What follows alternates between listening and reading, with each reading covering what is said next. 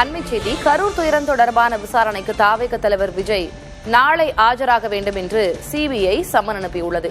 வேட்பாளர் நேர்காணலை நாளை தொடங்க திட்டமிட்டிருந்த நிலையில் தற்போது சிபிஐ விஜய்க்கு நாளை ஆஜராகுமாறு சம்மன் அனுப்பியிருப்பது குறிப்பிடத்தக்கது. இதுகுறித்த கூடுதல் விவரங்களை வழங்குவதற்காக செய்தியாளர் ராஜீவ் இணைந்திருக்கிறார். ராஜீவ், சிபிஐ அனுப்பியிருக்கக்கூடிய சம்மன்ல என்ன சொல்லப்பட்டிருக்கிறது, விவரம் என்ன?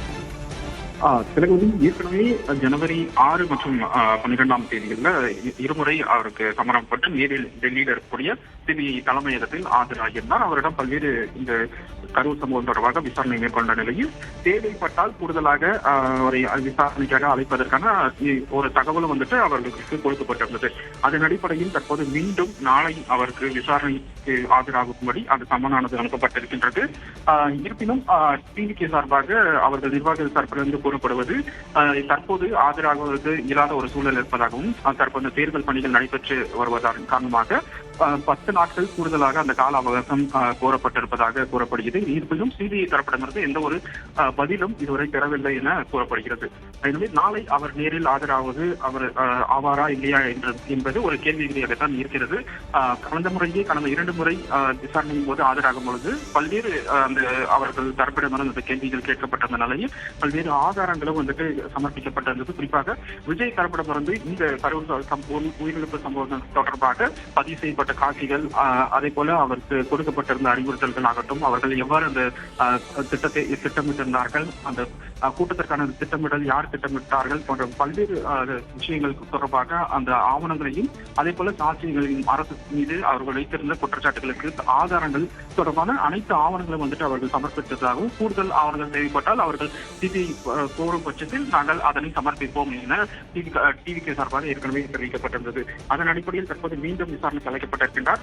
நாளை பொறுத்திருந்து பார்க்க வேண்டும். டிவிகே சார்பாக கூடுதல் அவகாசம் ஆஜராவதற்கு கேட்கப்பட்டிருக்கக்கூடிய நிலையில் சிபிஐ என்ன பதில் அவர்களுக்கு அளிக்கப்படுகிறார்கள் என்ற ஒரு நிலை தற்போது பொறுத்திருந்து பார்க்க வேண்டிய ஒரு சூழல்தான் இருக்கிறது. ராஜு, விஜய் நிர்வாகிகளையோ தொண்டர்களையோ அதிகமாக நேரில் சந்திப்பதில்லை அப்படின்ற ஒரு விமர்சனம் எழுந்து வந்த நிலையில நாளைதான் முதல் முறையாக ஒரு 1-to-1 நேர்காணல் வேட்பாளர்களோடு அவர் நேரடியாக உரையாடும் ஒரு நேர்காணல் ஏற்பாடு செய்யப்பட்டிருக்கு. இந்த நிலையில நாளைக்கே ஆஜராகுமாறு சிபிஐ தரப்பிலிருந்து சம்மன் அனுப்பப்பட்டிருப்பது அரசியல் ரீதியாகவும் பேசுபொருளாகும் அல்லவா? அதனை எப்படி புரிஞ்சுக்கிறது? கட்டாயமாக இந்த விவகாரம் சிபிஐக்கு மாற்றப்பட்ட பொழுது கூட அரசியல் ஒரு ரீதியாகவும் பல்வேறு கருத்துக்கள் முன்வைக்கப்பட்டிருந்தது. குறிப்பாக அந்த கூட்டணி தொடர்பாக விஷயங்கள் இந்த வழக்குடன் இணைத்து விமர்சனங்கள் பேசப்பட்டிருந்தன. அந்த நிலையில் இது முழுக்க ஒரு விசாரணைக்காக மட்டுமே அவர் அழைக்கப்பட்டிருப்பதாகவும் இதில் எந்த ஒரு அரசியல் இல்லை என சிபிஐ தரப்பிடமிருந்து விளக்கங்கள் ஏற்கனவே கொடுக்கப்பட்டிருந்தது. எனவே தேவைப்பட்டால் கூடுதலாக அவர்களிடம் விசாரணை நடத்தப்பட வேண்டும் என்ற ஒரு நிலை இருந்தால் அவர் மீண்டும் அழைக்கப்படுவார் என்பது ஏற்கனவே அந்த விசாரணையின் முடிவில் சிபிஐ தரப்பிலிருந்து தெரிவிக்கப்பட்டிருந்தது. அதே போல டிவிகே சார்பாகவும் கூடுதலாக சிபிஐ விசாரணைக்கு அழைக்கப்பட்டால் நாங்கள் வருவோம், நேராக அதற்கான பதிலளிப்போம் போன்ற விஷயங்களை இவர்களும் தெரிவித்திருந்தார்கள். எனவே இது அரசியல் ரீதியாக தற்போது பேசப்பட்டு வரக்கூடிய நிலையில நீங்கள் கூறிய போல அந்த தேர்தல் பணிகள் நாளை தினம் நேரடியாகவே அவர் தொடங்கக்கூடிய நிலையில் அவருக்கு ஒரு சிக்கலாக தான் இருக்க போகிறது என எதிர்பார்க்கப்படுகிறது. இதன் காரணமாகத்தான் அவர்கள் நேரில் ஆஜராவதற்கு கூடுதலாக ஒரு 10 நாட்கள் கால அவகாசம் வேண்டும் என கேட்கப்பட்டிருப்பதாகவும், ஆனால் தற்போது வரை சிபிஐ தரப்பிடமிருந்து எந்த ஒரு பதிலும் வரவில்லை என்பதுதான் டிவிகே நிர்வாக தரப்பிடமிருந்து தற்போது வரை கூறப்படக்கூடிய இந்த நிலையில் இருக்கக்கூடிய அந்த தகவலாக இருக்கிறது. பொறுத்திருந்து பார்க்க வேண்டும். இந்த ஏற்பட்ட சில மணி நேரங்களில் அவர்களுக்கு சிபிஐ என்ன சொல்ல போகிறது, அது கட்டாயம் அவர் நேரில் ஆஜராக வேண்டும் என்ற ஒரு அறிவுறுத்தல் வழங்கப்படுமா என்று போன்ற விஷயங்கள் பொறுத்திருந்து பார்க்க வேண்டும்.